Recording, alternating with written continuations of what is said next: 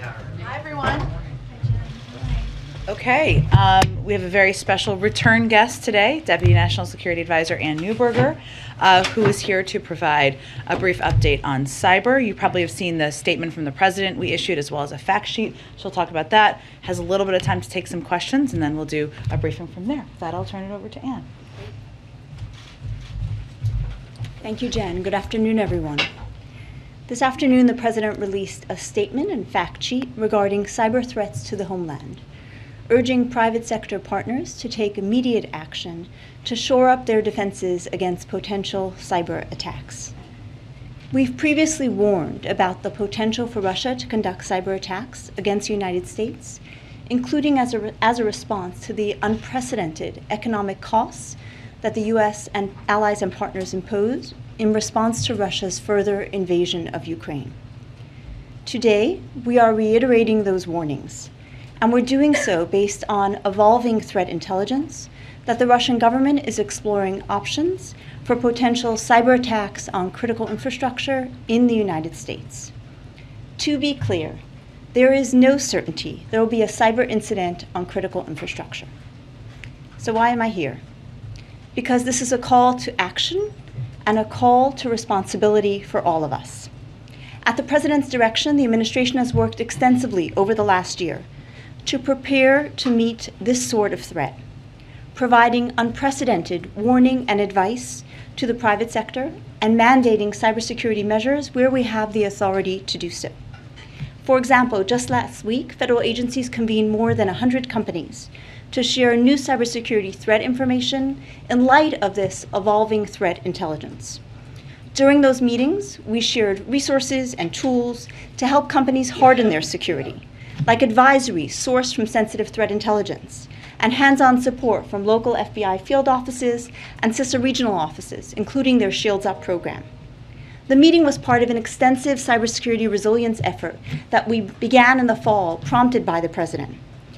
Agencies like Energy, EPA, Treasury, and DHS have hosted both classified and unclassified briefings with hundreds of owners and operators of privately owned critical infrastructure.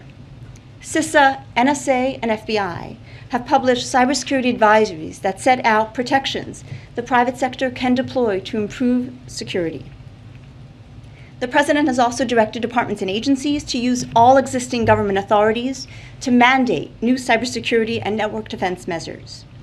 You've seen us do that where we have the authority to do so, including TSA's work that mandated directives for the oil and gas pipelines following the Colonial Pipeline incident that highlighted the significant gaps in resilience for that sector. Our efforts together over the past year have helped drive much needed and significant improvements. But there's still much more we need to do to have the confidence that we've locked our digital doors, particularly for the critical services Americans rely on. The majority of our critical infrastructure, as you know, is owned and operated by the private sector. And those owners and operators have the ability and a responsibility to harden the systems and networks we all rely on. Notwithstanding these repeated warnings, we continue to see adversaries compromising systems that use known vulnerabilities for which there are patches. This is deeply troubling. So we're urging today companies to take the steps within your control, to act immediately to protect the services millions of Americans rely on, and to use the resources the federal government makes available. The fact sheet released alongside the President's statement contains the specific actions that we're calling companies to do. I would be remiss if I didn't reiterate the President's thanks to Congress for its partnership in this effort, including making cybersecurity resources available in the bipartisan infrastructure law, and most recently for working across the aisle to require companies to report cyber incidents to the federal government. That will ensure federal resources are focused on the most important cyber threats to the American people. We welcome additional congressional work to identify new authorities that can help address gaps and drive down collective cybersecurity risk. Bottom line, this is about us, the work we need to do to lock our digital doors and to put the country in the best defensive position. And there is them. As the President has said, the United States is not seeking confrontation with Russia. But he has also said that if Russia conducts disruptive cyber attacks against critical infrastructure, we will be prepared to respond. Thank you. All right, let me just first ask, for those of you in the aisles, if you're not a photographer, there's plenty of seats, so if you could sit down, that would be great, not crowd the others in the seats. So we don't have unlimited time, so we just want to get to as many people as possible, so go ahead. Thank you, Jen. Hi, Ann. Just a quick question on the Viasat attack that happened on the 24th of Feb, the day Russia attacked Ukraine.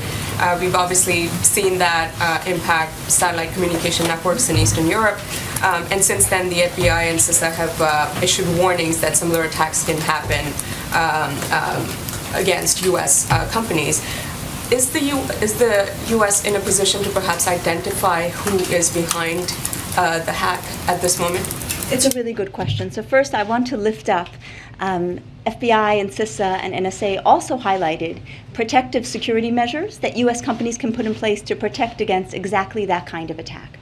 We have not yet attributed that attack, but we're carefully looking at it because, as you noted, of the impact not only in Ukraine, but also in satellite communication systems in Europe as well. Is the sophistication of the attack, perhaps the timing of it, suggests that it's a state actor? I mean, are you willing to... Those are certainly factors that we're looking at carefully as we look at who is responsible for them. The evolving intelligence, that doesn't mean that it's a certainty there's going to be an attack. Can you explain for the layman what you're seeing right now that precipitated this statement today and what the evolving intelligence may be now compared to on the 24th or prior to the invasion? Absolutely. So the first part of that is you've seen the administration continuously lean forward and share even fragmentary pieces of information we have to drive and ensure maximum preparedness by the private sector. So as soon as we learned about that, last week we hosted classified briefings with companies and sectors we felt would be most affected and provided very practical, focused advice. Today's broader unclassified briefing is to raise that broader awareness and to raise that call to action. So there was something specific you saw last week that was raised to the industries that it would have affected, is what you're saying? So I want to reiterate, there is no evidence of any specific cyber attack that we're anticipating for. There is some preparatory activity that we're seeing, and that is what we shared in a classified context with companies who we thought might be affected. And then we're lifting up a broader awareness here in this warning. Major?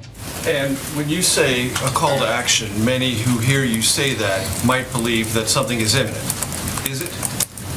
So first, a call to action is because there are cyber attacks that occur every day. Hundreds of millions of dollars were paid in ransoms by U.S. companies just last year against criminal activity happening in the U.S. today. Every single day, there should be a call to action. We're using the opportunity of this evolving threat intelligence regarding potential cyber attacks against critical infrastructure to reiterate those with additional focus, specifically to critical infrastructure owners and operators, to say you have the responsibility to take these steps to protect the critical services Americans rely on. As a follow-up, critical infrastructure is a broad term. Mm-hmm. Is it as broad as you typically mean it when the government speaks about critical infrastructure, or is there something you've seen that you can be a little bit more specific within that large frame of critical infrastructure? I won't get into specific sectors at this time because the steps that are needed to lock our digital doors need to be done across every sector of critical infrastructure. And even those sectors that we do not see any specific threat intelligence for, we truly want those sectors to double down and do the work that's needed. Yeah. You guys, the administration, successfully declassified a lot of intelligence about what the Russians were planning leading up to the invasion to pre-butt what they might do. Can you do that a little bit here and at least list some of the industries that might be the biggest targets so that they can have a heightened awareness about what might be coming? As we consider declassifying intelligence, to your excellent point, that really has been the work that has been done the last few weeks, and it was driven by a focus on outcomes. It was driven by the president's desire to avoid war at all costs, to really invest in diplomacy. So as we considered this information, the first step we did was we gave classified detailed briefings to the companies and sectors for which we had some preparatory information about. And then for those where we don't, that's the purpose of today's unclassified briefing, to give that broad warning. And I want to lift up the fact sheet, which is really the call to action for specific activities to do. So you believe the people, the industries that need to know about this risk know? We believe the key entities who need to know have been provided classified briefings. I mentioned, for example, just last week, Several hundred companies were brought in to get that briefing. Does the U.S. have any evidence that Russia has attempted a hack, either here in the U.S., in Europe, or in Ukraine in the course of the last several weeks since this offensive began? So we certainly believe that Russia has conducted cyber attacks to undermine, coerce, and destabilize Ukraine, and we attributed some of those a couple of weeks ago. We consistently see nation states doing preparatory activity. That preparatory activity can pan out to become an incident, it cannot, and that's the reason we're here. So specifically in the U.S., as there was an assessment early on that we thought that we would be a likely target here, why do you think we have not seen any attack on critical infrastructure in the United States to this point so far? I can't speak to Putin or Russian leadership's strategic thinking regarding how cyber attacks factor in. What I can speak to is the preparatory work we've been doing here in the U.S., and the fact that as soon as we have some evolving threat intelligence regarding a shift in that intention, that we're coming out and raising the awareness to heighten our preparedness as well. So you can't say declaratively that we stopped an attack, I guess I'm saying, to this point on critical infrastructure. Correct. Can you explain a little bit more what preparatory activity on the part of the Russians would be? What does that look like? So preparatory activity could mean scanning websites, it could be hunting for vulnerabilities. There's a range of activity that malicious cyber actors use, whether they're nation state or criminals. The most troubling piece, and really one I mentioned a moment ago, is we continue to see known vulnerabilities for which we have patches available used by even sophisticated cyber actors to compromise American companies, to compromise companies around the world. And that's one of the reasons, and that makes it far easier for attackers than it needs to be. It's kind of, I joke, I grew up in New York. You had a lock and an alarm system. The houses that didn't or left the door open clearly were making it easier than they should have. Right? No comment about New York. So clearly what we're asking for is lock your digital doors, make it harder for attackers, make them do more work, because a number of the practices we include in the fact sheet will make it significantly harder, even for a sophisticated actor, to compromise a network. So just to be clear, the warning today, is this in response to some of these more desperate tactics we've seen from Russia on the ground? Are you now fearing that there might be more of a cyber risk because of what we're seeing on the ground in Ukraine? So we've given a number of threat warnings over the last number of weeks that Russia could consider conducting cyber attacks in response to the very significant economic costs the U.S. and partners have put on Russia in response. This speaks to evolving threat intelligence and a potential shift in intention to do so. And do you have a message for individuals? You're talking a lot about private companies. What about households? Should they be worried about cyber attacks here? The items in the fact sheet apply to companies and individuals as well. I'm specifically speaking to companies because there's a responsibility to protect the critical services Americans rely on. But every individual should take a look at that fact sheet because it's a truly helpful one. We only put in place the things that we really try to practice and work to practice ourselves. Thanks. As part of this preparatory activity, do you have evidence that Russian hackers have infiltrated the networks of U.S. companies already and just haven't carried out the attacks? There is, as I noted, we frequently see preparatory activity. Whenever we do sensitive warnings to the individual companies and provide them information to ensure they can look quickly at their networks and remediate what may be occurring. So have you seen any evidence that there have been infiltrations as part of that activity? We routinely see information about infiltrations, right? Technology is not as secure as it needs to be. I mentioned the ransomware activity. There are multiple nation-state actors. It's a line of work for the intelligence community and the FBI to knock on a company's door and say, we've seen some evidence of an intrusion. We'll work with you. We'll make these resources available via a regional office to work with you to help you recover. That's pretty routine practice. What we're seeing now is an evolving threat intelligence to conduct potential cyber attacks on critical infrastructure, and that raises up a point because we're concerned about potential disruption of critical services. Okay. And you did a briefing for us about a month ago. Do you think the U.S. banking system is more vulnerable, less vulnerable since the briefing, given the warnings that the government has produced? The U.S. banking sector truly takes cyber threats seriously, both individually and as a group. Treasury has worked extensively with the sector to share sensitive threat intelligence at the executive level, at the security executive level, repeatedly at the classified and unclassified level. So I do not believe they're more at risk, but it is always important for every critical infrastructure sector to double down in this heightened period of geopolitical tension to carefully look at any threat. Good. Can you paint a worst-case scenario picture for us? What exactly are you most worried about if the private sector, choose not take these steps? Clearly I won't get into hypotheticals, right? But the reason I'm here is because critical infrastructure, power, water, many hospitals in the United States are owned by the private sector. And while the federal government makes extensive resources available, I mentioned FBI's 56 regional offices, you can just walk in. CISA has offices near most FEMA sites in the United States. They've had their Shields Up program. We can make those resources available for those sectors where we can mandate measures, like oil and gas pipelines, we have. But it's ultimately the private sector's responsibility in our current authority structure to do those steps, to use those resources to take those steps. So the purpose here is to say, Americans rely on those critical services, please act, and we're here to support with the resources we have. Kayla, last one. Thank you.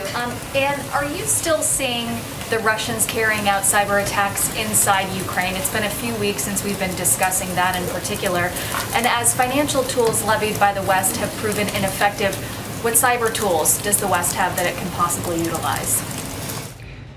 We do continue to see Russia conducting both, as you know, right, significant malicious activity in Ukraine, major kinetic attacks which have disrupted and killed lives, as well as cyber activity. And we believe the unprecedented economic costs the United States and partners have levied is significant in that way. With regard to your question about whether cyber attacks would change that, I think the president was very clear. We're not looking for a conflict with Russia. If Russia initiates a cyber attack against the United States, we will respond. Thank you, Anne, so much for joining us. Thank you. Thank you for having me. Thanks, Anne. Thank you, Anne.